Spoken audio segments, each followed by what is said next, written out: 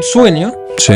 una noche de verano allí por el año 2006, que me desperté como a las 4 de la madrugada, todo sudado, y de pronto me desperté y fue como en plan de, hostias, tengo que dibujar de esta manera. Es que tu obra realmente es que prácticamente cada 2 centímetros o cada porción de esa obra, realmente yo he llegado a pensar que está contando una historia. Muchas veces es simplemente que la gente vea mi obra y simplemente saque sus propias conclusiones. Ajá.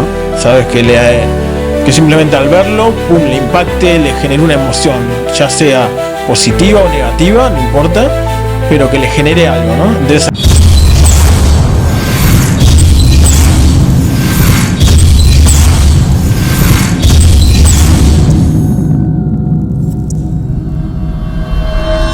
Bueno, los que me conocéis sabéis que todo el mundo que me ayuda tiene mi ayuda y mi apoyo incondicional. Por eso, en Cade Castro, uno de los principales invitados y del que no quería dejar pasar que estuviera con nosotros y hablara con nosotros, es un tipo que me encontré hace unos años pintando, así como tenemos un poco la mesa, estaba pintando unos imágenes en pequeñito.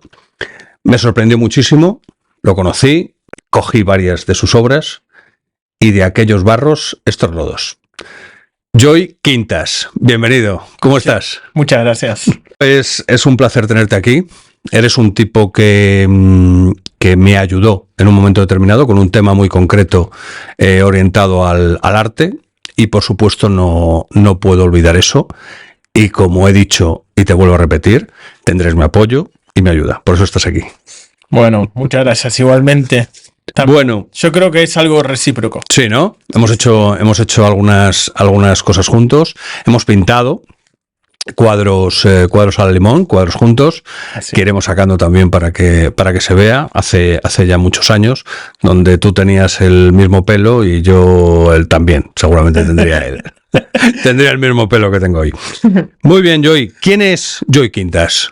Bueno, para empezar, por mi acento habrán notado que soy argentino, pero llevo viviendo más de la mitad de mi vida aquí, ya más de 20 años. O sea, mis primeros 19 años en Argentina y luego el resto hasta el día de hoy, pues ya 22 años más aquí, o sea que... ¿Te viniste de Argentina con tus padres o...? Así es, sí, vine con mis padres, con mi hermano, nos establecimos allí cuando pasó lo del famoso corralito en Argentina, que estábamos en una situación económica bastante complicada. Ajá. Y nada, vine aquí ya con mis estudios de bachiller terminados ahí. Y en principio mi idea primaria era estudiar arquitectura en realidad. Ah, querías venir a España a estudiar arquitectura. Bueno, O ya que estabas aquí empezaste. Cuando estaba ya aquí, pero claro, luego hice lo de la selectividad y todo esto y no me dio, pero No llegaste. no llegué, vamos. La educación no me allí- dio la nota, ¿no? la nota, pero vamos. Igualmente, yo había empezado un poco arquitectura también en Buenos Aires antes de venirme el último año. Y tampoco me atraía tanto. Realmente creo que lo estaba haciendo un poco como una forma de satisfacer a mi familia, ¿no? Sí, tu padre es ingeniero, ¿no? Claro, mi abuelo era arquitecto, entonces mi tío también era arquitecto, ¿no?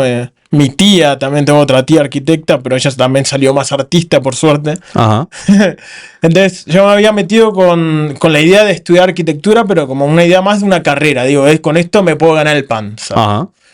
Pero luego lo encontré demasiado técnica para mí y me cortaba completamente mi creatividad. Esa es la siguiente y ahora vamos a entrar en ello. Por cierto, lo que hemos visto, yo antes iba a dar una sorpresa, darte una sorpresa a ti y te iba a dejar un donut de los míos, ¿Sí? de la colección, de la última colección que estoy preparando. Y digo, yo no, te voy a poner aquí unos Posca y te voy a dejar el donut. Sí. No lo pintes para que se vea blanquito y que sea una sorpresa. Y efectivamente, a Joy dejarle unos Posca y una cosa blanca, ya sea un donut, ya sea un folio, ya sea absolutamente cualquier cosa, es por perdido. Es más, te lo he repetido 3 veces. Sí. Y has hecho exactamente lo que te ha dado la gana, con lo cual está estupendísimo. Lo que tenemos que hacer los artistas es hacer efectivamente lo que nos dé la gana, y diga lo que diga, en este caso yo, no vale para absolutamente nada. Con lo cual, me alegro mucho y puedes pintorrajear y puedes intervenir el donut cuando te dé la gana. Muchas gracias. Coge ahí los 3, tienes de distintos grosores, distintos modelos, así que cuando te apetezca coge y interviene el donut, porque realmente esta colección está prevista o está planteada para que sea una especie de conexión, y que mejor tú para evidentemente conexionarnos de esa manera, sin que haya por medio ningún tipo de sexo entre tú y yo. ¿Qué falta no hace? Por favor, no. Bueno, y ¿cómo describes tu carrera profesional? Es decir, ¿dejas arquitectura? Sí. O sea, dejas arquitectura, no, ni siquiera lo inicias porque crees que te coarta. Me coartaba completamente la creatividad. Y de pronto, hablando con unos amigos así sobre teatro, de pronto me hablaban de la escenografía. Y la escenografía teatral, al final, es un poco como esa compatibilidad entre lo arquitectónico, pero también con mucha más libertad creativa, ¿no? Entonces me terminé metiendo en la RESAD, en la Real Escuela Superior de Arte Dramática aquí en Madrid. Hice los exámenes de ingreso y pude entrar para empezar escenografía. O sea, que terminaste escenografía. Me quedó una asignatura solamente por terminar. ¿Y no terminaste? No la terminé, no la pude terminar. Por convalidación y por fechas de... ¿Y has trabajado alguna vez bueno, no sé cuál es la profesión exacta, escenógrafo? He trabajado en parte como técnico, en parte como escenógrafo, en varios rubros, pero ahora básicamente no estoy dedicado a eso, me dedico exclusivamente, si puedo, a mi arte y a la producción de esta. ¿Ya pintabas antes o has sido a partir de esa...? Sí, yo creo que ya pintaba antes, pero gracias a la influencia también de más la parte de mi madre, de la familiar de mi madre. Sí. Porque mi madre y mi tía, que son gemelas además, ambas también artistas. Una de ellas también hizo arquitectura, pero luego salió más artista todavía. Sí. Y gracias a la influencia un poco de ese lado, yo creo que también me salió ahí un poco más la vena artística. Pero desde pequeño. Es decir, pequeño, tú también pintabas cosas en blanco. Pintaba, efectivamente. Obviamente así no pintaba, pero fue como que de pronto, poco a poco, fui evolucionando y descubrí esta técnica particular y desarrollé mi propio estilo. ¿Recuerdas algún cuadro en concreto que pintabas de pequeño o qué motivo? Porque claro, si alguien en el cole, en el instituto o en algún lado nos ve pintando o te ve pintando esto, dice, este tío está zumbado, dale más matemáticas al chaval que... Ya, efectivamente, a mí por ejemplo me apasionó un libro que tenía mi madre de Escher. De MC Escher, MC Escher, que es un artista holandés, creo que bueno, el del famoso de las escaleras. Sí. Que parece que van por un lado, van por el otro y... Sí, por las perspectivas distintas. Claro, efectivamente, eso a mí me inspiró un mogollón. Vamos. Ahora que lo dices, evidentemente, claro. Sí, me inspiró un mogollón. Es más, hace poquito un coleccionista me había pedido que le hiciera una obra en mi propio estilo, pero inspirado en Escher. ¿Y le hiciste? Y le hice ahí una movida bastante loca también, intentando forzar también la perspectiva, pero digo, no le llego ni al talón. Son cuadros, creo, bastante complicados. Sí, evidentemente, pero bueno, al coleccionista le gustó, así que al final... Oye, y tú tú te has definido como que haces, obra surrealista y distópica. ¿Por qué? ¿Qué te ha llevado a eso?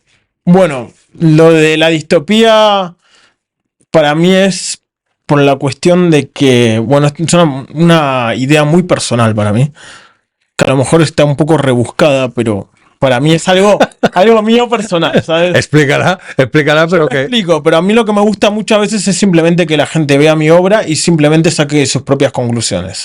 ¿Sabes? Que simplemente al verlo, pum, le impacte, le genere una emoción, ya sea positiva o negativa, no importa, pero que le genere algo, ¿no? Entonces ahí, pum, listo, ya está. Para mí ya está hecho mi trabajo como artista. Te genera una emoción a través de lo que yo he plasmado sobre el papel, genial, listo. Perfecto, pero luego yo tengo mi propia... Compártela. Mi propia imagen personal, mi propia idea. Entonces, para mí, yo lo que estoy intentando crear es como el universo que nos rodea, de alguna manera. O sea, a lo bestia, porque es todo a lo bestia realmente al final el universo que nos rodea. Y luego, si te fijas, intento añadir muchas veces personajes más pequeños, sí, que tal vez están intentando o agobiados o abrumados por ese mismo universo que tal vez estos mismos personajes intentan controlar. Entonces, para mí, de alguna manera, todo el abigarramiento que genero, que creo, es como el universo, como si fuera la materia negra que no vemos en el espacio, ¿sabes? ¿Crees en Dios? No creo en Dios. ¿Plasmas dioses? No sé si llamarlo dioses. Yo creo que lo llamaría tal vez seres de... ¿Crees en los espirituales? Puede ser, pero no en un dios en sí, sino tal vez en seres que tal vez podríamos ser nosotros mismos cuando morimos, por ejemplo, pasamos a un plano diferente. Te defines como agnóstico, pero pintas seguramente seres ovnis. Podríamos definirlo tal vez como algo así, ¿no? Por eso de ahí el surrealismo. Desconocidos. Claro, elementos desconocidos para mí que de alguna manera nos observan, que de alguna manera nos trazan caminos según alguna de tus obras. En realidad, para mí estos personajes más pequeños representan un poco más al ser humano. Sí, nosotros mismos. A nosotros mismos que intentamos controlar este universo de alguna manera, pero no lo logramos porque nos sentimos abrumados ante su inmensidad. Entonces, al final, ¿qué somos? Somos realmente un pequeño grano de arena en esta inmensidad. Entonces, yo intento tal vez retratar esa parte, que evidentemente no todo el mundo lo ve o lo percata, lo puede percibir de una manera similar, pero cuando me preguntan, yo respondo esto con sinceridad. Sí, efectivamente son seres distintos, o son esos, no quiero llamarlo dioses, Tú o a lo mejor, como quieras, como te digo, sí, no, es libre interpretación. Yo en alguno de los momentos sí que es verdad que lo que se ve mucho en tu obra es que aparecen ojos, aparecen manos, lo que a mí, desde el punto de vista, evidentemente hemos hablado alguna vez de ello, pero esas manos solas, esos ojos abiertos y cerrados en muchos casos, y en algún caso, como te digo, las manos en concreto que agarran determinadas cosas, siempre me ha dado la sensación que es como que intentas transmitir que nosotros realmente tenemos que estar como muy asentados, o que hay alguien que realmente nos está coartando quizá, o que nos está agarrando más que nos está guiando, y sobre todo por el tema de los ojos siempre creo que está muy orientado a la observación. Es decir, como si te sintieras, transmitiéndolo en tu obra, que estamos excesivamente observados, ¿no? ¿Tú crees, aparte de esos dioses o esos entes o esos seres, que realmente estamos siendo observados? Yo creo que sí, pero por algo superior a eso. No sé cómo describirlo, pero también incluso ese mismo universo que quiero plasmar, tal vez que quiero plasmar de alguna manera con esos ojos, es también la propia sociedad en sí misma, ¿no? Por ejemplo, lo que te contaba ahora, yo viniendo para aquí en tren, ¿no? Que me sentía un poco abrumado por la cantidad de gente a mi alrededor, ¿no? Entonces tal vez ese abrumamiento, no sé si existe esa palabra, abrumamiento, sí. Seguramente sí, si no la inventamos. O abrumado. Para eso somos artistas. Que me siento abrumado, por decirlo de alguna manera, por ese aglomeramiento, por las multitudes, ¿no? También. Entonces a lo mejor también eso yo quiero plasmarlo de alguna manera. ¿Eso te agobia? Bastante. O sea, el tema de las multitudes, el tema de la gente te agobia, y es lo que... Porque realmente cualquier persona lo que puede ver en muchos casos es que tu obra realmente es que prácticamente cada 2 centímetros o cada porción de esa obra, realmente yo he llegado a pensar que está contando una historia. Es más, para ti la está contando seguro. Sí. O sea, cada dibujo, si tú te pones a ver en cada detalle o incluso en cada esquinita o cada cuadrito o cada personaje están realizando diferentes acciones o interactuando unos con otros de una manera distinta. Sí, en definitiva somos personas y estamos en ese universo sí, que te has montado y está. Y entrelazados también. Y muy entrelazado y ya te digo, con unión. O sea, no hay un ojo que todo lo ve, por decirlo así, sino que son varios elementos. Probablemente esa sea el planteamiento, que esta sociedad realmente estamos siendo observados, incluso en algún caso por el tema de las manos me atrevería a decir que manipulados, y que realmente nosotros somos elementos pequeñitos que solo nos movemos en ese universo, ¿no? Claro. Bueno, puede ser también la mano de Dios, cuidado. Sí, pero has dicho que no creías en Dios. No, pero la mano de Dios, Diego Armando Maradona. Ah, bueno, entonces sí puede ser. Te ha faltado el número, te ha faltado el número 10 y un poco de azul por aquí. Entonces. Claro. Ahí. ¿Qué te inspira cuando te enfrentas a cualquier elemento en blanco? ¿Qué te inspira para pintar a ti? Yo sinceramente no tengo una idea preconcebida. A mí simplemente me ponen el papel en blanco y sin miedo me pongo a crear. Sí. Y sobre la marcha me va saliendo. Es como que naturalmente, no sé, no hay forma de explicarlo. A lo mejor no buscas la inspiración, como hay determinados artistas que dices, hombre, voy a intentar pintar. Tú realmente también, y además lo he constatado.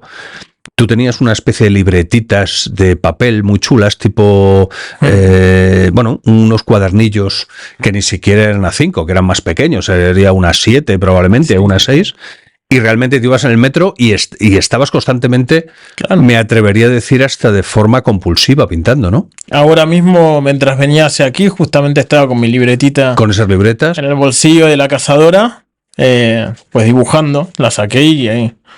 O sea que en cualquier momento, sí, yo sí puedo ¿Te sientes más cómodo con elementos, con pintando en pequeño que en grande? Por ejemplo, en la última exposición que seguramente compartamos y con la gente que ya conocemos aquí, que son los de People Gallery, vas a presentar, creo, de A3 y en A3 y más grande, ¿no? Era una 2. Eran estos que son A2 y después también otros de 70x50. Ajá.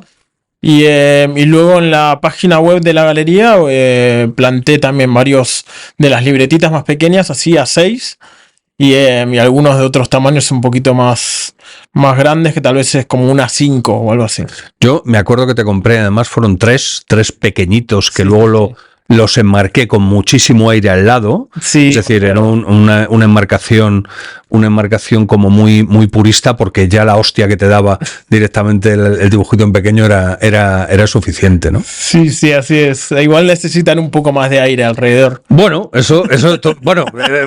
tú con que pintes, sí. Vale, y además tú pintas que sea el límite, con lo cual será trabajo del enmarcador o del decorador de turno el decir que dé más espacio o para enfocar incluso un poco más A mí, justamente, personalmente, a mí me pasa que muchos profesores me han dicho a mí que lo que yo tengo es un horror vacui.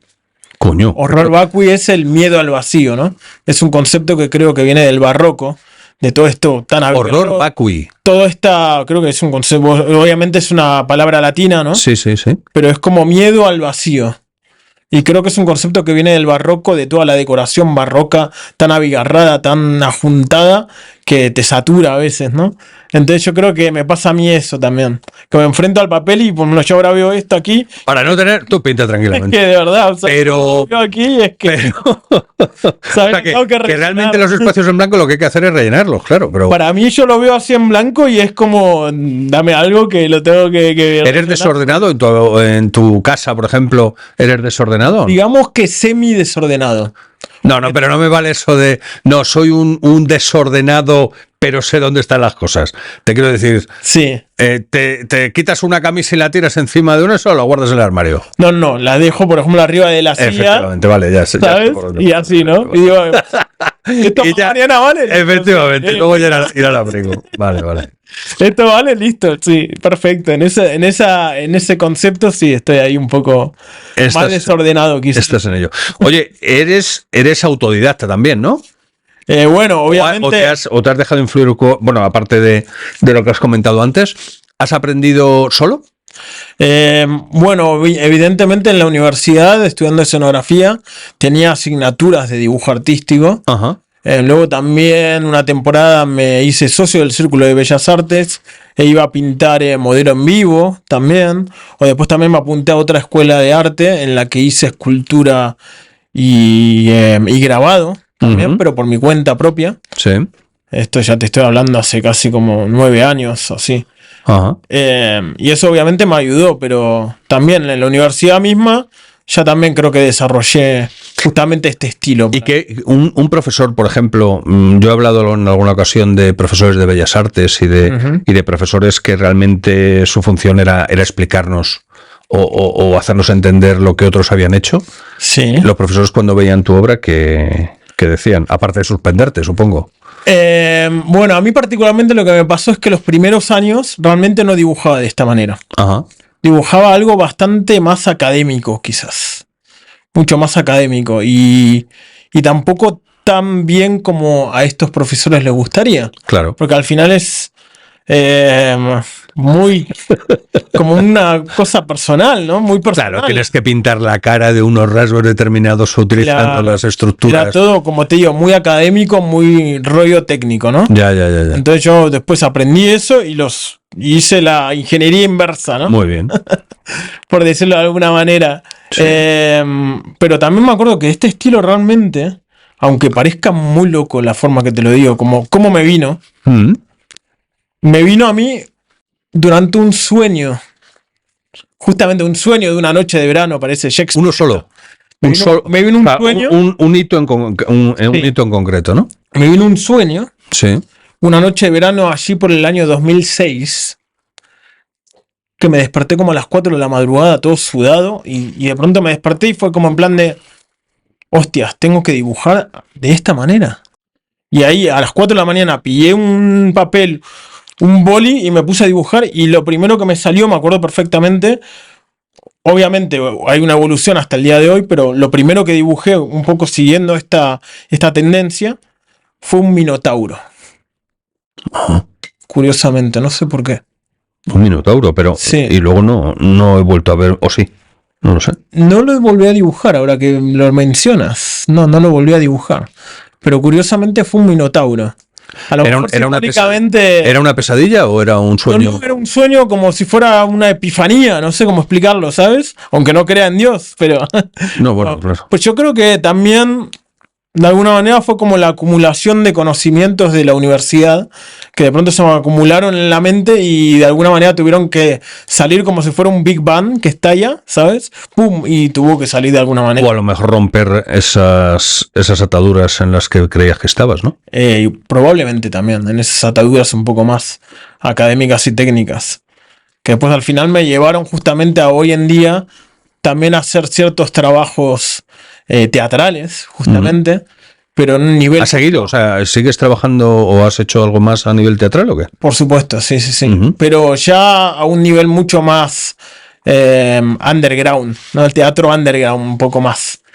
O sea, nada comercial, sino algo que en ese caso a lo mejor sí que habría que explicar un poco en qué consiste el concepto, ¿no? Que impacta muchísimo más, ¿no? Ya. Que de una manera diferente, que obviamente tiene una historia detrás, pero no es tampoco académico, justamente. No es lo evidente o eso que decían los griegos de la belleza humana y de la nariz perfecta con las orejas, claro. ¿no? Entonces, por ejemplo, tengo ahora un grupo de teatro así pequeño de unos amigos, que justamente es un amigo que estudiaba dramaturgia en la RESAD, pero que estaba de Erasmus, de la República Checa. Sí. Un amigo que se llama Tomás Soldán, que es director de teatro y de radio ahí en la República Checa. Sí. Y él fundó y creó una pequeña compañía de teatro. Y a partir del 2006 hasta el día de hoy, vamos, que hace un año incluso, obtuvo un dinero de la cultura europea y nos fuimos a mi ciudad, a Buenos Aires, a hacer una obra de teatro, ¿no? En la que yo además también actúo. ¿Y esas obras de teatro underground? Sí. Perdona mi desconocimiento. Sí. ¿Que se hace en un teatro o se hace en un...? En cualquier espacio. En cualquier espacio. Sí. Bueno, obviamente si nos dan un teatro, bienvenido sea, ¿no? ¿Y qué espacio encontrasteis para hacer Y por ejemplo, lo hicimos, cuando lo hicimos acá en Madrid, lo hicimos en La Tabacalera, por ejemplo. Ajá. Que es un espacio así que estaba más planteado para como de circo, como de acrobacia, pero ahí mismo nosotros hicimos la obra. ¿Y en esas cosas la gente se sienta normal o...? Por lo general, si ponemos alguna gradita, si hay, o si no, que se queden todos parados y a observar, ¿no? Eso a mí, por ejemplo, me cuesta mucho sin que me lo expliquen. Eso sí. Sí. Igual que yo he sido un defensor de que el plátano en la pared realmente trasciende el concepto fundamental del plátano, sino que realmente es la obra en sí, no es el plátano, sino el concepto y probablemente la repercusión mediática que tenga. Claro. En alguna ocasión esas performances, no sé si es acertado el término, o ese tipo de obras o ese tipo de arte, a mí se me complica mucho entenderlo. No sé. No sé si se busca que se entienda como el arte, decir, bueno, puedes pensar un poco lo que quieras, o que realmente si no das con la clave de lo que tú quieres transmitir, realmente vas por otro lado o estás desencaminado en lo que dices. No sé. No, a mí lo que nosotros hacemos es teatro. Ajá. No es arte conceptual. Ya. Que sinceramente a mí llamarlo arte conceptual no lo llamaría ni siquiera arte directamente, porque me parecen gente que lo que quiere aprovechar es para sacar dinero de algo que ellos llaman artístico y al final no, para mí no tiene ningún sentido. En nuestro caso sí, hay todo un texto detrás, hay todo un escrito. Yo tengo mi monólogo, ¿sabes? Que también suena medio académico también. Ya. Lo tengo y tiene su sentido. Y toda la evolución de la historia también tiene un sentido. Es más, yo hago a veces un personaje en uno de ellos en el que estoy todo rodeado de telas en blanco y durante la obra las voy pintando y garabateando y voy ensuciando el espacio a lo bestia. Ahora sí, claro. Ahora tiene, evidentemente ahora tiene más sentido. Todo empieza en blanco, impoluto, perfecto, y de pronto al final ya está que estalla todo de color y de guarrería, pero hasta pinto a los propios actores también, ¿sabes? Todos los propios actores están todos pintarrajeados y todo. Hombre, eso obviamente con tu statement artístico evidentemente está claro por romper ese blanco, ¿no? Evidentemente. Sí. Eso es algo que nosotros, realmente los artistas, todos un poquito tenemos que tener miedo a ese blanco. O de alguna manera, bueno, un miedo o una cercanía de querer realmente expresar eso en un lienzo en blanco. Hay gente, los escritores, por ejemplo, o los músicos tienen mucho miedo a romper ese blanco, y nosotros, o los locutores, romper lo que hablábamos, el silencio, pero ese romper el blanco yo creo que sí que es común, A mí me pasa también. Sí. Es decir, cuando lo que pasa es que yo no lo hago en base a que no quede nada blanco, sino a como un soporte de transmisión, ¿no? Pero en tu caso sí que me lo lleva. Oye, me has contado la anécdota del Minotauro, que me parece no la conocía y me parece súper chula ese momento de catarsis. ¿Hay alguna anécdota en tu arte, en tus exposiciones o en tu vida contemporánea, o sea, en tu vida normal, que realmente te llamó la atención?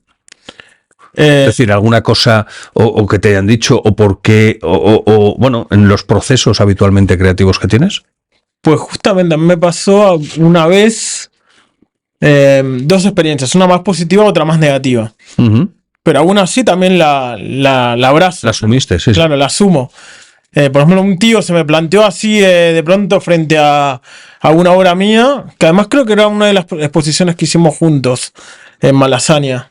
En este espacio que... En la sala paracaidista fue, me parece. Mismo. Sí. En esa sala, me acuerdo que un tío se plantó así frente a una obra mía y me dijo, tío, es que a mí me abruma, me da una sensación de miedo y no sé qué hice. Y el tío casi como temblando, ¿sabes? Hostia. Que dices, a ver si igual iba a otras cosas, pero no lo dudo. Puede ser, pero yo le dije, bueno, me parece genial, porque aún así te está produciendo algo. Lo que hablamos antes, aunque sea negativo, te estoy produciendo una emoción, te estoy produciendo algo. Y no siempre el arte tiene que producir algo bonito y cookie, como dicen, ¿no? Ahora que también hay miedo, hay horror, hay terror, hay odio y violencia en el mundo, ¿no? Y lamentablemente de una u otra manera hay que mostrarlo. Entonces no se puede hacer eso de siempre mostrar todo lo positivo. Yo creo que hay un balance. Sí, sí.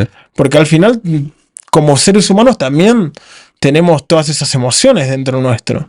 Tenemos que asumir las positivas como las negativas y encontrar como ese balance, ¿no? Sí, eso sí. Lo que pasa es que no es la única persona que me ha comentado sobre tu obra, porque yo tengo varias obras tuyas, y sí que me han contado que de alguna manera algunas personas le dan cierto miedo. No sé, no creo que sea rechazo, pero cierto miedo. Claro, en el sentido de decir, claro, que yo lo que quería era una obra para encima del sofá que me pegara con los cojines, ¿no? Ahí está, y evidentemente, ¿dónde coño pongo esto? Pero sí que ha habido varias personas, te diría que 4 o 5 personas, que me han dicho, es que me da cierta intranquilidad. Me da pero es lo que bien dices. Es decir, es que para algo bonito pintarías margaritas y amapolas, ¿no? Claro, efectivamente. Luego tal vez no es lo mismo, la misma sensación por una persona que otras. Claro. De pronto yo pinto tal vez, por ejemplo, las figuras más pequeñas, ¿no? Que son figuras un poco más estéticas, con movimiento, con curvas, ¿no? De personajes desnudos o sensuales o así incluso. Sí. Y ahí sí mucha gente lo ve mucho más atrayente, ¿no? Claro. Como lo dice un amigo mío, artista mexicano, me dice, cuando ve estas libretas, me dice, va viendo así, dice, este es del mundo happy, claro. Tuyo, A mí y me dice, me choca porque no eres tú. Yo tengo obras tuyas que realmente van en esa línea. Sí. A mí personalmente, son las que más me gustan, junto con lo nuevo que he visto, que ya te digo que me ha gustado mucho.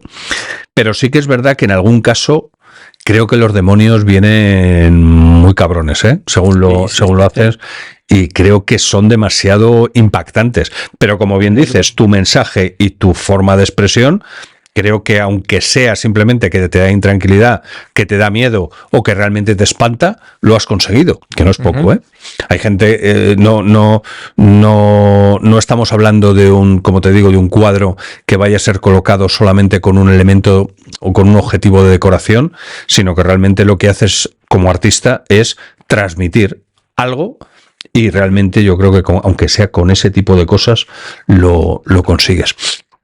Oye, ¿cuáles son los medios o las herramientas que utilizas? Hablabas antes me enseñabas un lápiz que tenía 80 años y demás. Cuéntanos qué elementos, aparte de los Posca, evidentemente, utilizas en tu obra. Bueno, los Posca los utilizo sobre todo cuando hago este tipo de elementos, cuando tal vez intervengo sobre texturas o materiales que no son papel, evidentemente, ¿no? Ajá. Pero sobre papel utilizo cualquier cosa que eche tinta. Venga, lo uso, ¿sabes? Desde un pincel mojándolo en la tinta, ¿sabes? O sea, compro un bote de tinta de 1,5 litros y voy rellenando un cuenquito y voy con la plumilla, o también relleno una estilográfica mía personal que tiene como una especie de pistón, depósito. Pistón para rellenar como un depósito.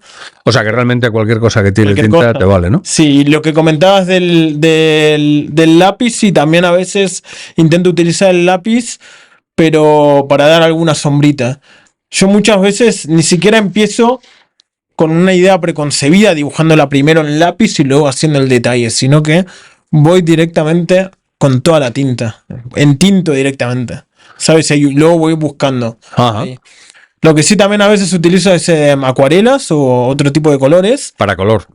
De color he visto poco obra tuya. Sí. En concreto creo que tengo uno de los pocos que era un mundo rarísimo que le regalé a mi hijo y que lo tenemos con gran cariño también, que era el mundo de Disney, pero aplicado a tu estilo. Eso sí que fue dar la... Un poco más macabro, sí. Sí, no, pero ahí sí había color, que no es habitual en tu obra. No, muchas veces lo que hago ahora, por ejemplo, el último que estoy empezando de tamaño A3, lo que primero hice fue una mancha con acuarela, y luego sobre las manchas voy encontrando y definiendo las formas y haciendo el detalle con la sombrita, con la tinta. Sí, sacando la obra o sacando de la mancha lo que... Claro, sacando de lo abstracto lo figurativo, ¿no? Podríamos decir de alguna manera. ¿Qué corriente artística crees que te representa más? Para mí es más surrealista, pero todo el mundo dice, no, lo tuyo es mucho más cubista, pero que tampoco sabría cómo definirlo. Tú bien has dicho, por ejemplo, que es como yo lo defino más en las redes sociales, pero por ponerle un título realmente, como una utopía distópica surrealista, ¿no? Sí, yo supongo que analizándolo un poco, cualquier persona que lo vea, sí que desde un conocimiento bastante lógico, entre comillas, académico, sí que puede ser surrealismo. Lo que pasa que efectivamente el tema cubista, Picasso pues ha hecho un poco de daño en esas narices tan angulosas, sí, que veo que en tus obras, claro, siempre tienes, ¿no? O de pronto también en este tipo de perspectivas, por ejemplo, ahí sí tal vez quería llevarme más hacia Escher, ¿no? Sí. En ese sentido, ¿no? O otros artistas. Bueno, evidentemente también el grabado a mí sí me ha gustado mucho, sobre todo de los más antiguos artistas, eso también me ha influido mucho, ¿no? Como los grabados de Durero o los de Goya, ¿no? Por ejemplo, sí, porque tú hiciste, yo creo que una vez que visité tu estudio, tenías hasta un tórculo, ¿no? Y estabas haciendo en ese momento grabados y tal. Claro, tu obra realmente estaría muy orientada, o es muy reproducible, entre comillas, pero no te he visto muchas reproducciones tuyas, ¿no? ¿Por qué no seguiste por esa línea de los grabados? No seguí por esa línea porque luego me costaban mucho los materiales. Estaba en una situación económica que no me lo podía permitir. Hasta incluso llegué a vender el tórculo. Ajá. Y luego ya en algún momento lo seguí haciendo, pero en lugar de usar un tórculo usé una máquina para hacer pasta. Sí, que hace la masa, pero también puedes pasarla. Sí. Y en algún momento utilicé eso. Sí, es lo mismo que se hacen los tallarines, ¿no? Claro, lo mismo, pero obviamente en plano. Sí. Y en algún momento utilicé un poco esa. Pero tú no eres. Pero tú no, o sea, claro, por esa capacidad que tienes de producción, no te gusta mucho el tema de las series, supongo, ¿no? No, al final encontré que el grabado estaba muy chulo, pero de pronto me encontré que yo de pronto tengo mis libretas en todos lados, o sea, tengo cajones enteros llenos de libretas que voy haciendo, y digo, pero si lo hago yo a mano, que tórculo ni nada, necesito. No, es mejor, evidentemente, la obra original si eres capaz de producir a este nivel. Claro. Está claro. Lo que pasa que sí que es verdad. No sé si te ha pasado con alguna obra en concreto que digas, joder, es que esta obra es la hostia. Entonces, el hecho de poder reproducirla y demás, pues puede ser, o seriarla de alguna manera puede ser interesante, ¿no? Esto sí, efectivamente. Incluso creo que hay una de las obras que está por aquí, que es una luna, que tiene una luna. A ver si la encuentro por ahí. Joder, para buscar la luna. Esto es como... Creo que es el último. Espera. A ver, creo que es este último. Sí. Es efectivamente esta. Esta me parece una de mis favoritas, ¿sabes? Personalmente. Es súper chula, sí. Es más, esta es una de las obras que va a estar también expuesta en las marquesinas con el proyecto de People Arts Gallery. Sí. Es una de las que va a estar en las marquesinas. Junto con alguna otra de color que te mencioné que hago con las acuarelas, ¿sabes? ¿Y estas en concreto las has hecho con Posca o con tinta? No, todo tinta china, sí, de bolis o todo.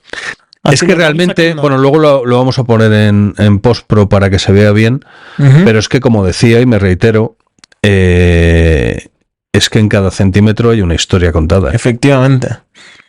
O sea, hay gente que se puede quedar mirando un cuadro tuyo, una obra tuya, y realmente ya no solamente una interpretación global, sino de cada segmento, de cada porción del cuadro, puede imaginarse una historia. Sí, desde luego. Eso realmente yo creo, a mí personalmente es lo que más me... Porque yo ya te digo, los pequeñitos realmente son como esos humanitos pequeños que hay tal, como aislados. Efectivamente, sí. Pero cuando te pones a hacer bichos más grandes, yo de hecho tengo una obra tuya, me parece que es la más grande que tengo, es de 90 por 60, creo recordar. Puede ser. 90 por 70, sí. Bueno, he llegado a ser de 100 por 70 también. 100 por 70. Es lo más grande que he llegado. Sí. Bueno, en una compartimos, hicimos unos cuadros a la vez en Luminaria, en una exposición, Luminaria 3, quiero recordar.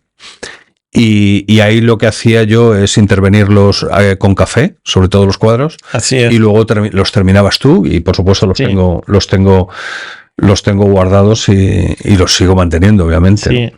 Además estaba bien porque era como lo de las manchas que te comenté, sí, claro, de acuarela, pero tú me hiciste las manchas del café, claro, y sobre estas manchas yo también fui buscando mi propio estilo. Además esa exposición sí que era underground del todo, porque se hizo en un mercado.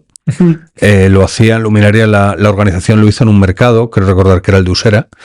Y bueno, ahí pues lo que hacíamos era que cada uno de los artistas, o tú y yo en concreto, estábamos en puestos. En puestos de lo que era el mercado. Sí, ¿no? Que además justo enfrente nuestro todavía había una pollería funcionando, que estaba la señora de... Sí, eso la exposición lo hicieron súper underground y súper...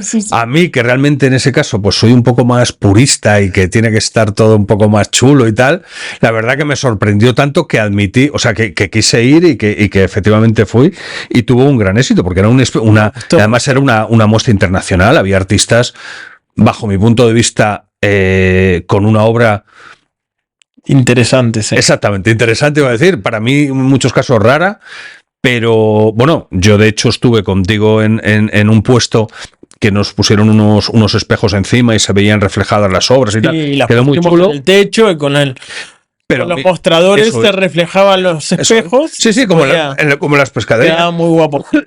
Sí, quedó un poco tan sumamente extraño como atractivo. Sí. Porque justamente yo además estaba en otro puesto también, y el organizador de la exposición me dijo que tenía que llevar un mantel pintado con mi obra con café, ¿no? Y con vino, creo que también. Sí, bueno, vino, ahí me dijo, vuélvete loco y tal. Y yo decía, hombre, ¿no crees que puede ser más interesante? A lo mejor estoy ahora viendo la posibilidad de meter unas esculturas con luz por detrás que reflejen la sombra. Y dice, no te calientes. Un mantel colgado. Digo, pero ¿cómo voy a colgar un mantel? Yo además ya te digo, intento ser, bueno, el de hagas lo que hagas, ponle el lazo y que quede bonito, ¿no? Sí, pero joder, un mantel y tal. Bueno, el mantel también lo tengo ahí, y porque evidentemente sí que es verdad que sales en ese tipo de exposiciones, sales en libros, en prensa, y salimos en muchos sitios. Pero claro, es que yo no he vendido el mantel. Claro. Que esa es otra guerra, ¿no? Dice, hombre, tú eres el del mantel. Y dice, venga, vale, pues sí, era el del mantel. De esto hace 6 o 7 años. Sí, por ahí. Por ahí andará, en Luminaria. Que fue por el 2018, creo, por ahí. Antes, creo que fue. 2016 o 2017. Puede ser. Sí, es curioso. Oye, ¿y qué piensas de las nuevas tecnologías? Tú fuiste un defensor, igual que yo, del tema de los NFT. No vamos a entrar en el concepto fundamental de lo que es más especulativo, o lo que supuso esa burbuja. ¿Crees que la blockchain y los NFTs, aparte de la burbuja por la gente que intentó y que realmente, bueno, lo hicieron bajo mi punto de vista demasiado lo bestia y demasiado sin ningún sentido probablemente, ¿crees que es buena la blockchain como concepto? Bueno, creo que tal vez en un futuro, pero más lejano todavía. Creo que ahora mismo no está como tan bien planteado como debería. Pero bueno, yo por suerte tuve la ocurrencia, gracias al consejo de un amigo mío, de subirme justo en el carro, en el momento adecuado. Ajá. ¿Sabes? Ahí te estoy hablando como mediados del 2021 o algo así. boom, estalló todo, ¿no? Y ahí que me acuerdo que tú también me contactaste y también te metiste un poquito. Sí, cuando hablaba de ayuda, ahí recurrí a ti porque sabía que estabas haciendo cosas y me ayudaste en ese camino que yo soy... a nivel técnico lo defiendo bastante, ¿eh? O sea, el tema de... No creo que sea tanto como mal planteado, yo creo que está tremendamente bien planteado, sino que está muy mal explicado. Ahí está, a lo mejor. Es decir... y gestionado. Y gestionado. No, bueno, gestionado teóricamente, la base es que está descentralizada. Ya. Es que es una anarquía absoluta. Evidentemente. Y que realmente la belleza, me parece a mí, del propio blockchain es que efectivamente es una anarquía absoluta. Es decir, por eso me fue también a mí. Claro, claro. En esa anarquía me entendí perfectamente yo, justamente. Y por eso pero pegó un buen pelotazo, ¿eh? En su momento. Sí. Y que duró un año y luego, boom, luego paró. Mercado, pero paró en seco, ¿eh? Sí, porque tenías colecciones NFT y bueno, sí, me la había montado bastante bien y me funcionó. Y funcionó bien, hasta ¿no? el punto de que me he tenido que llegar a dar de alta como autónomo para ello, claro. Claro. Estaba ganando un dinero bastante considerable con esto. Pero luego lo que tú bien dijiste, una burbuja que luego estalló y... Yo supongo que el problema es que si eso lo aplicáramos los artistas o se hubiera aplicado por los artistas estaría muy bien. Pero el problema es que se metió mucha gente, empezaron a hacer colecciones con unas mezclas de unas composiciones claro, colecciones de 10.000 NFTs, claro, como se vendía todo. Lo de los monos. Bueno, lo de los monos por lo menos estaban más currados, pero yo he llegado a ver... Sí. Gente que lo que hacía era pintar en un papel ojos, gafas, sombreros y bigotes y fondos distintos y por composición salen 10.000, ¿no?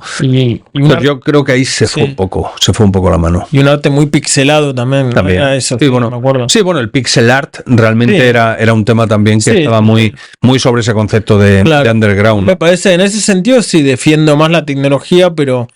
en las herramientas de la utilización de las nuevas tecnologías para crear arte también me parece bastante bueno, porque sí hay una intención, porque hay una persona detrás de una pantalla, pero con un pincel, una herramienta diferente, ¿no? Pero sí, bueno, en arte digital, además tú tienes obra, ¿no? Hecha en un iPad o en una tablet. Había hecho un poquito, ¿no? Así, es más, también alguna colaboración artística. Ajá. Que tal vez un amigo que vive, por ejemplo, hace poquito, una amiga mía que vive en Italia, que también es artista, y me mandó una obra así que me dijo, ponle fondo a esto. Entonces, en lugar de imprimirla, yo directamente sobre la pantalla táctil, con un lápiz óptico, la intervine. Y son herramientas. No, y quedó bien. Son herramientas que evidentemente tenemos que conocer y las tenemos ahí. Por lo tanto, son totalmente y luego, evidentemente, con los medios de impresión que tenemos, pues lógicamente queda muy bien.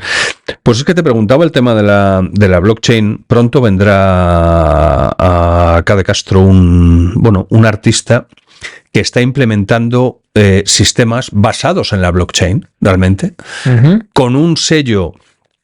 Volvemos un poco lo que es el mundo anarquía. Una vez que eso se absorbe por un mercado, entre comillas, tradicional, pues evidentemente nos encontramos que la gente va a utilizar y aprovechar la tecnología de la blockchain. Es decir, que realmente tú puedas colocar un sello de trazabilidad sobre tu obra, que sea única, que sea irrepetible, que sea eso, que es el concepto realmente de los tokens no fungibles o de los NFTs, por supuesto es un gran avance para los artistas o para cualquier creador, en definitiva.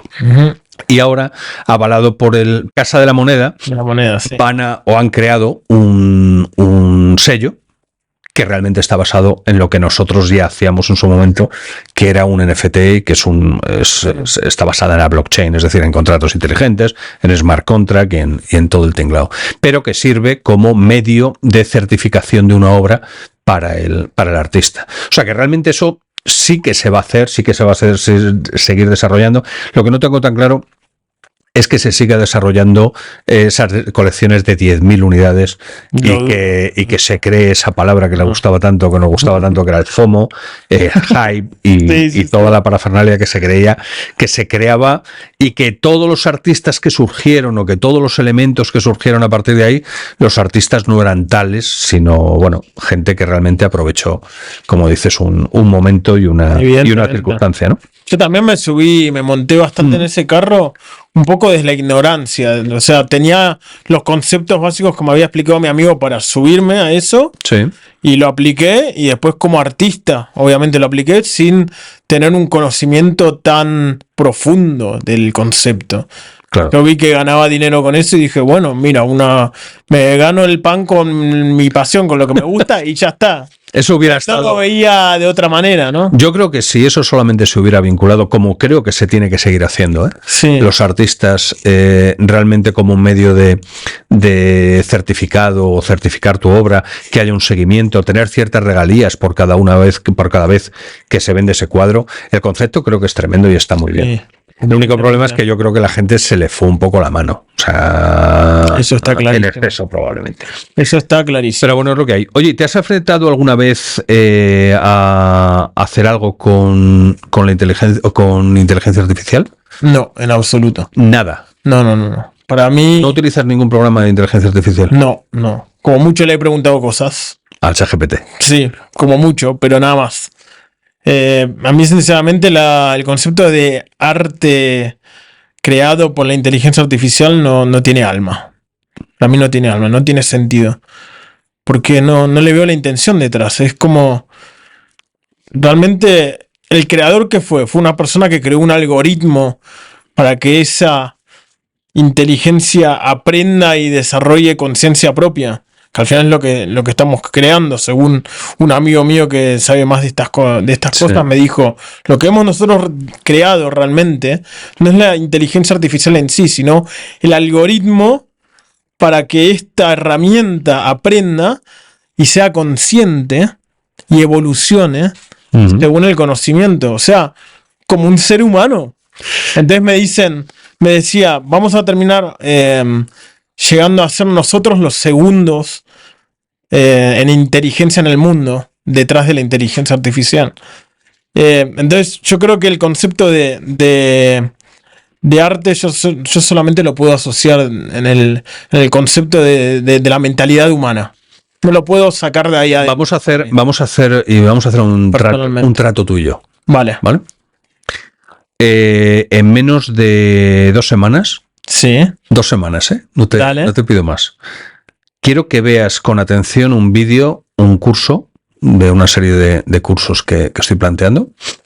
Quiero que veas un curso, simplemente va a ser un curso muy corto, 45 minutos, 1 hora. Y simplemente lo que tienes que decirme es, con toda la realidad, evidentemente, con toda la sinceridad del mundo, si hasta este momento estás equivocado con respecto a la inteligencia artificial. No lo sabría decir, pero yo por lo menos vamos a ver el curso. De lo que he visto de momento, en este momento. Pero no en el sentido, claro, no te lo digo en el sentido de que realmente nos vaya a quitar el trabajo. No estoy de acuerdo contigo en la parte de que realmente se haya hecho un algoritmo y que el artista no es eso. Realmente es una persona, lo que ha hecho es canalizar toda la información que ha habido y que existe, y realmente lo ha puesto en manos de una aplicación como un embudo. Es decir, yo le quiero preguntar algo, entonces va a una especie de base de datos documental donde está todo el conocimiento sobre un tema en concreto. Quiero sacar una fotografía o quiero sacar un cuadro inspirado en determinadas cosas, y es como si tuviera absolutamente todo el conocimiento de todos los cuadros de la humanidad conocida. Es decir, antes hablábamos, por ejemplo, del cubismo o de Picasso. Realmente tú sabes igual que yo que hay mucha gente que su base fundamental es el cubismo, ¿no? Pinta las narices muy tal, pinta los ojos de una manera determinada, utiliza los colores muy determinados. ¿Qué diferencia hay en que eso realmente esté basado en la estructura de una máquina que ha aprendido de eso, o que realmente un artista pinte exactamente igual que pintaba Picasso? Claro, para mí... La autoría. No sabría cómo definirlo, pero para mí la inteligencia artificial lo que está es generando una imagen. El ser humano está creando algo. No, para mí ahí está la diferencia. Sí, vale, está creando. Está generando algo desde de todo el conocimiento del mundo entero. Sí. Está generándote algo, ¿no? Sí, sí. Pero el ser humano sí puede inspirarse.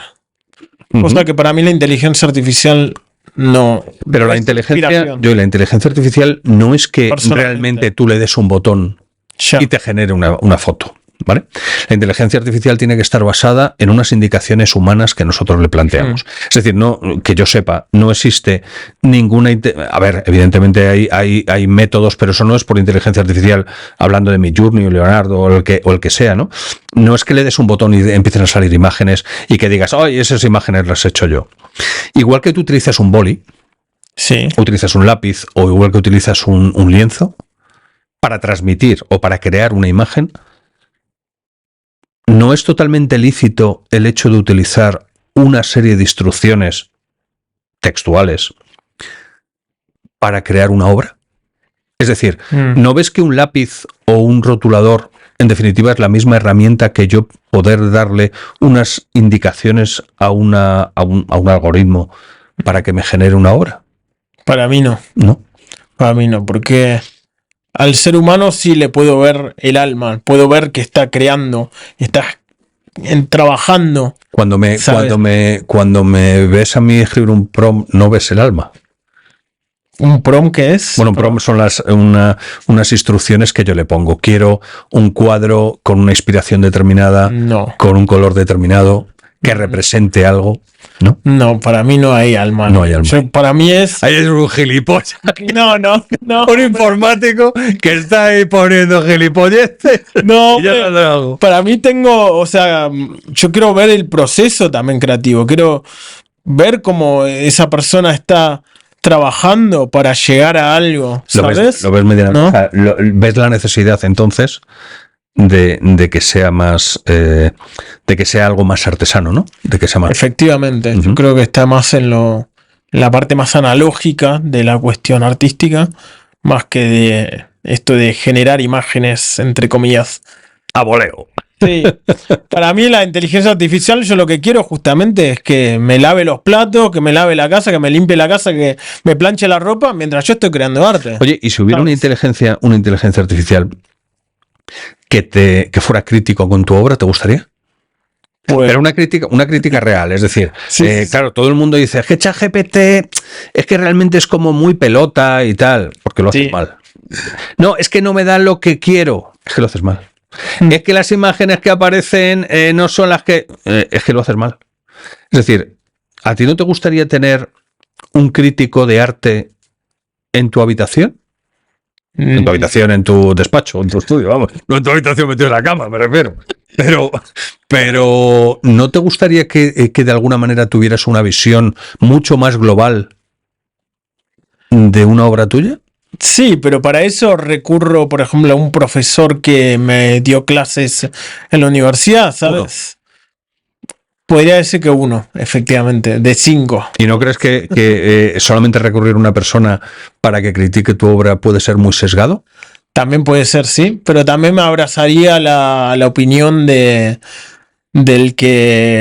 profesor que siempre me daba septiembre. Ahí queda el guante. Quiero, y además es que quiero que lo digas públicamente. El hecho de decir, oye, no a todo, pero hay cosas que creo, yo no soy de los que piensa que al artista, yo también creo en los procesos, por una parte la idea, por otra parte el proceso y por otra parte la explicación. Yo creo en lo que hago también a nivel físico, ¿eh? Pero sí que es verdad que hay una especie de barrera y me encuentro con artistas muy pro y en contra, como tú, de lo que es la inteligencia artificial. Pero yo te diría que la inteligencia artificial no la tenemos que ver como algo que a nosotros nos va, o sea, como un sustituto del artista. Yo la inteligencia artificial la veo como una herramienta muy buena para el artista. Puede ser. Que puedas criticar como si fueras un curador de arte tu obra. Que te ayude a inspirar determinadas cosas. Que te ayude en muchos casos, tú porque yo sé que eres muy bueno haciéndolo, pero yo, por ejemplo, soy un zote total en escribir, en explicar, en hablar. Yo he visto explicaciones tuyas muy curradas, pero yo no soy capaz de hacerlo. Yo no soy capaz de hablar. También es verdad porque tú te expresas quizá de otra manera y tienes mucha más labia, pero... Será el argentino. No lo quería decir así, pero efectivamente debe ser por eso, ¿no? Pero a mí, por ejemplo, me ayuda en algún caso a darle la explicación que yo no sé explicar de otra manera. Es como poner un mail. Yo, la gente que recibe mail míos dice, joder, este tío tiene que ser... Porque es que son directos, probablemente con cero formalismo, muy, bueno, sin ningún tipo de estructura, aunque sea solamente para que un artista mande un mail, me parece una herramienta acojonante. O sea, no te estoy hablando de solamente bueno, que le des un botón y aparezca una imagen, ¿eh? Sí. O que, lo que decías, si yo le enseño esta obra a una persona, me va a decir una cosa. Si te lo enseño a 10, claro, cada cual. Y si se lo enseño a una base de conocimiento y que me lo interprete de una manera lógica, basada en unas establecidas o basándome en determinados elementos, creo que no sería muy útil. Pregunto, ¿eh? Pues la verdad que ahora que lo mencionas nunca lo pensé. Así que a lo mejor, mira. A lo mejor es un concepto que voy a hacer, para el que sí podría servir la inteligencia. Pues para que te hagas una idea, voy a hacer un ejemplo con tu obra, y va a salir una obra tuya en el curso para que veáis realmente, o para que vea la gente, desde el punto de vista más crítico y desde el punto de vista más humano, ¿qué pensaba Joy Quintas? No que pensaba, ¿qué intenta transmitir Joy Quintas con esta obra? Puede ser curiosísimo, porque claro, las mías están fáciles, porque dice, no, ha utilizado una energía con los colores, con los 3 colores primarios y tal, no sé qué. Bueno, en tu caso, analizando cualquiera de tus obras, puede explotar, a lo mejor explota, ¿eh? Para mí va a decir, como dijiste bien en la entrevista que hiciste con la gente de People Art, que dijiste que está zumbado. Directo. Vas a decir que tú sabes que yo bueno, dije exactamente, él está zumbado y yo estoy más zumbado que él. Pero lo digo en el buen sentido. Con todo el cariño del mundo, además. Yo, por supuesto, eso desde luego. Yo estoy zumbadísimo, vamos. Como artista estoy zumbadísimo. Así fue. Yo en mucha gente se lo pregunto, porque creo que es una manera muy intimista y creo que es una manera de conocer mucho a la persona. Basar sensaciones en los 5 sentidos. Ajá. ¿Qué viste una vez que no podrás olvidar? ¿Te refieres a una obra de arte o en general? En tu vida. En general, en cosa mi vida. Que te llamó la atención o que no te puedes olvidar. Puede ser un paisaje, puede ser una mujer, un hombre, puede ser unos ojos, puede ser un... Oh, curioso. Pues creo que en ese sentido diría los ojos de mi exnovia belga, que tiene unos ojos azules, pero que jamás, o sea, no podía apartar mi vista jamás de esos ojos. Igual ahí también viene el tema de los ojos, ¿no? Que también me percato bastante. Bueno, creo que dibujes ojos por tu novia. No, evidentemente no, pero es como que sus ojos eran particularmente bellos de todo su ser en particular. Y no podía parar de mirarla a los ojos, pero por ese sentido. No sé. Muy bien. ¿Y un olor? Un olor. El olor de un buen asado argentino. Una barbacoa, ay, qué rica la carne. ¿Eso te recuerda allí? Me trae buenos recuerdos de allí, por supuesto. Sí. Has dicho que te viniste con unos 20 años aquí. Sí, con 19 añitos en realidad. Casi por cumplir, a los pocos días que llegué aquí, cumplí 20. ¿Se hacen asados buenos aquí o no? La verdad es que los hago a la manera argentina, pero con carne de aquí. Los hago con carne de aquí, nacional, que pido a mi carnicero el corte argentino, correctamente, y la hacemos muy buenas barbacoas, igualmente aquí con carne locales. Ajá. Así que También hay que lavar eso. Un olor. El olor ya te dije. No te he dicho un sabor. Ah, ¿me dijiste sabor? Bueno, o igual lo he hecho mal. No. Un sabor, perdona. Un sabor, el del mate. El de la bebida del mate. Sí. Me encanta. ¿Tomas mucho? Tomo todas las mañanas. Todas las mañanas lo primero que hago es hervirme un termo de agua y preparo el mate y me siento, me pongo algo así de fondo en la televisión y me pongo a dibujar. Pero y la gente que tomáis mate, también desconocimiento por mi parte. Yo es que la gente que veo que toma mate lo lleva hasta en una especie de mochilita. Sí, por todos lados. No, yo particularmente pocas veces lo llevo fuera. Suelo beber siempre por las mañanas. Solo en casa, ¿no? Con mi libretita, lo que te digo ahí. Y me pongo a dibujar. Es más, cada día también intento hacer como una story en Instagram en la que pongo el mate y el dibujito y pongo algún tango, por ejemplo, o algo, y pongo mi momento del mate, ¿no? Y es como para que vea la gente. Porque yo he visto que bueno, y durante todos estos años tú sí que eres muy, muy proactivo en redes, ¿no? Compartes muchísimo flujo de trabajo que haces y sobre todo en vídeos, o hablas con bastante gente y tienes un gran número de seguidores además, ¿no? Tengo un pequeño número de seguidores realmente para lo que es, no es tanto.